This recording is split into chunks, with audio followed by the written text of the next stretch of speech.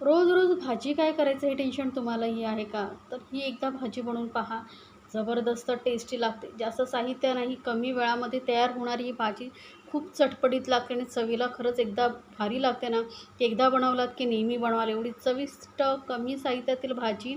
यासाठी आपल्याला साहित्य लागणार बघा, कांदे आणि बटाटे. तर 2 मोठ्या आकाराचे कांदे आणि बटाटे इथे मी घेतलेले आहेत. आता हे बटाटे आणि कांदे आपल्याला चिरून घ्यायचे आहेत. तर आपण जे नेहमी फोडी करतो तसे नाही करायचे आहेत. आपल्याला काय करायचं, असे गोल याचे ना चकत्या करून घ्यायच्या आहे. एकदम पातळही नाही आणि एकदम जाडही नाही, अशी मी तुम्हाला दाखवते. अशा चकत्या आपण ह्या बटाट्याच्या करून घेणार आहोत स्लाइसेस. तर हे बघा, एवढ्या जाडीचे असे स्लाइसेस करून घेतल्यानंतर याचे असे लांबट-लांबट पीसेस करायचे, म्हणजे आपल्याला याची भाजी बनवायला सोपी पडेल. तर हे असे ना मी स्लाइसेस कट करून याच्या अशा फोडी करून घेते बघा. जसं फ्रेंच फ्राईज असतात ना, तशा आपल्याला याच्या फोडी करून घ्यायच्या आहेत. पण थोड्या बारीक अशा करायच्या, जास्त जाड करायच्या नाही आहेत.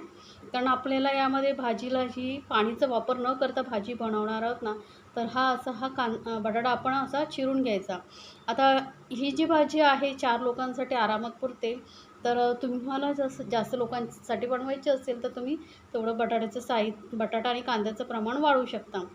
तर इथे बघा, या स्लाइसेस अशा करून मी हा बटाटा कापून घेते. पटापट होतं, जास्त वेळ लागत नाही. आता नेहमी घरात भाजी काहीच कधी-कधी संपते, काही नाही. मग टेन्शन येतं काय बनवायचं? बटाटे आणि कांदे तर आपल्या घरामध्ये असतात, त्यामुळे ही भाजी तुम्ही झटपट बनवू शकता.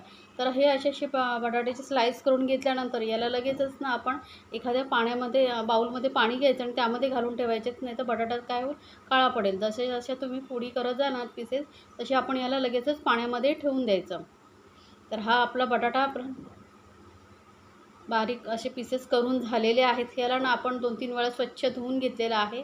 त्यामध्ये थोडंसं पाणी घालायचं आणि परत याला साईडला ठेवून द्यायचं.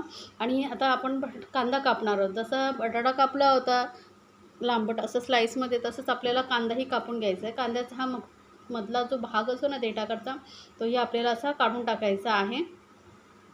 तर ह्या कांद्याच्या बघा अशा पातळ स्लाइसेस मी करून घेते. हे बघा, असं पातळ स्लाइसेस करायचे, जास्त जाडही करायच्या नाही आहेत. तर आता हाच आपला कांदा कापून झाल्यानंतर याला ना हलकं-हलकं असं मोकळं करून घ्यायचं, म्हणजे आपल्याला भाजी बनवायला सोपं पडेल. आता ही भाजी बनवण्यासाठी आपण काय करणार आहोत, गॅसवरती एक कढई किंवा तवा ठेवू शकता. तर इथे तव्यावरती मी भाजी बनवते. असं लोखंडी तव्यावरती वगैरे ना भाजी टेस्टी होते आणि असं पसरट असल्यामुळे भाजी लवकरही होते.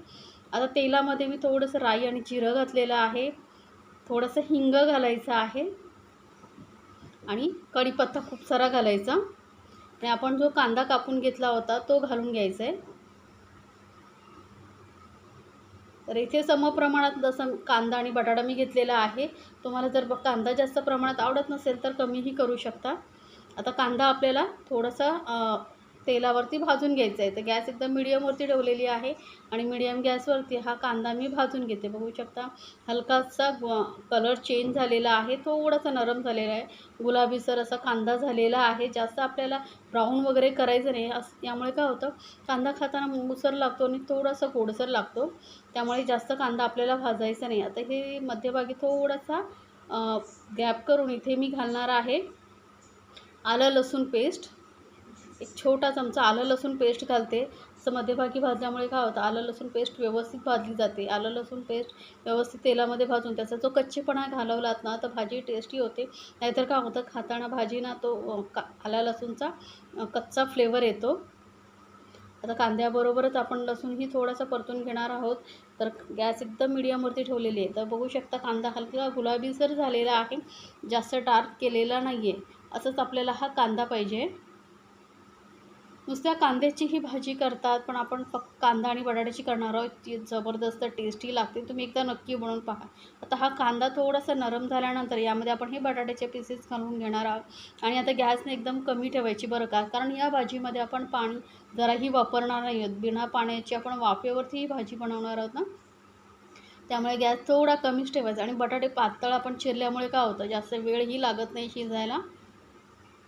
सकाळी टिफिनला देण्यासाठी ही उत्तम भाजी आहे, मस्त पर्याय आहे आणि खरंच जबरदस्त टेस्टी लागते. खाणारे ना खातच राहतील एवढी जबरदस्त टेस्टी कमी साहित्यातली चटपटीत अशी भाजी आपण बनवणार आहोत.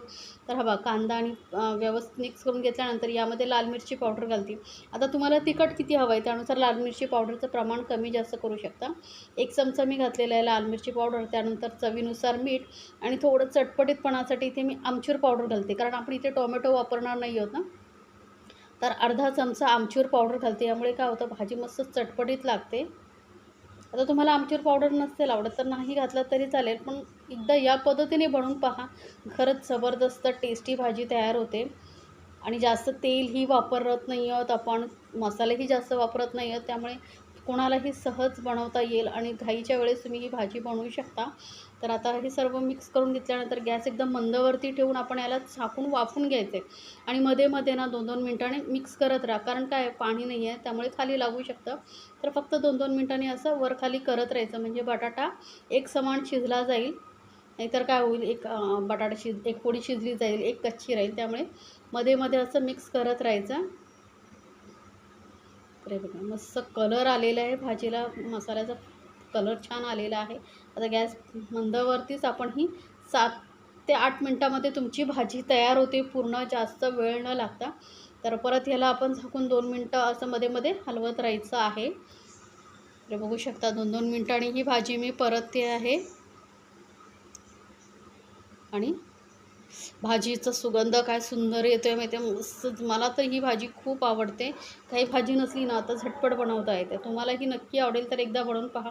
तर आता आपण भाजी शिजली आहे की नाही ते चेक करूया. एखादी बटाट्याची फोडी घ्यायची, खूप गरम आहे ना, त्यामुळे काय करायचं, हे बघा बटाटा पटकन तुटतो आहे, म्हणजे आपली बटाटा जो आहे व्यवस्थित शिजला आहे. जास्तही ओव्हरकुक आपल्याला करायचं नाही आहे. आता यावरून थोडीशी घालूया कोथिंबीर. तुम्हाला आवडत असेल ना तर थोडंसं लिंबू रसही तुम्ही वरून पिळू शकता, तुम्हाला आवडत असेल तर. नाही पिळलं तर काहीच प्रॉब्लेम नाही, कारण यामध्ये आपण आमचूर पावडरही घातलेली आहे. आणि ही गरमागरम अशी आपली कांदा बटाट्याची भाजी झालेली आहे तयार. तर एकदा नक्की बनवा आणि मला सांगायचं आहे बरं का तुम्हाला ही रेसिपी कशी वाटली. अशा छान छान रेसिपीसाठी आपल्या चॅनलवरती सबस्क्राईब जे बटन आहे तेही तुम्ही प्रेस करा, म्हणजे काय होईल माझ्या नवीन रेसिपीची नोटिफिकेशन लगेचच तुमच्यापर्यंत पोचेल. तर बनवा ही अशी मस्त चटपटीत अशी कांदा बटाटा भाजी आणि मला सांगायचं आहे बरं का तुम्हाला ही रेसिपी कशी वाटली. धन्यवाद.